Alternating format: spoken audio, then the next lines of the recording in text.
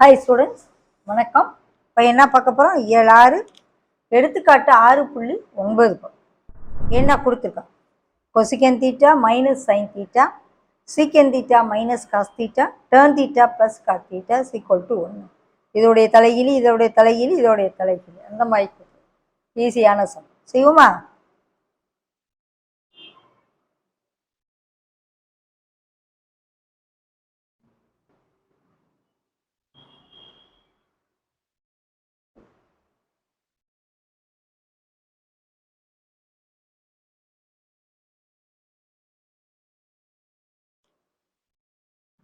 கொசிக்கனை 1/sin, ஏன்னா கொசிக்கன் சைனுடைய தலைகீழ்.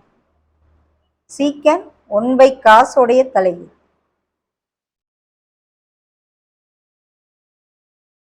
டேன sin by cos, காட்ட cos by sin. ஃபார்முலா தரோவா இருக்கணும். எல்சிஎம் இதுக்கு உள்ள சைன் எடுக்கிறேன்.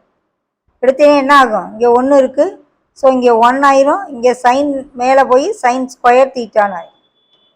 ஓகே, இங்கே அதே போல் காஸ் தீட்டாவை எல்சிஎம் 1 மைனஸ் இது இங்கே போய் காஸ் ஸ்கொயர்டு தீட்டான்னு ஆயிரும். கீழே 1 இல்லாட்டினா 1 ஞாபகம். இங்கே ரெண்டையுமே எடு, காஸ் அண்டு சைனே எடுத்தோம்னா காசு காசு அடி ஆகிட்டு சைன் மேலே இருக்கிறதோட மல்டிப்ளை ஆகும். இங்கே சைன் சைன் அடி ஆகிட்டு காஸ் இன்ட்டு காஸ் காஸ் ஸ்கொயர்டுன்னு ஆயிரும். ஸோ 1 மைனஸ் சைன் ஸ்கொயர் தீட்டாவுக்கு என்ன formula? Cos square theta into 1 minus cos ஸ்கொயர்டுனா sine square theta.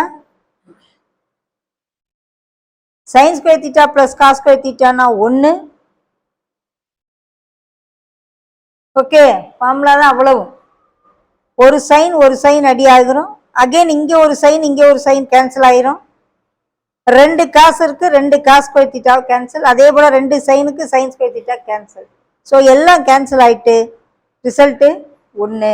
So LHS எடுத்து சுருக்கணும், ஆர்ஹெச்எஸ் வருது.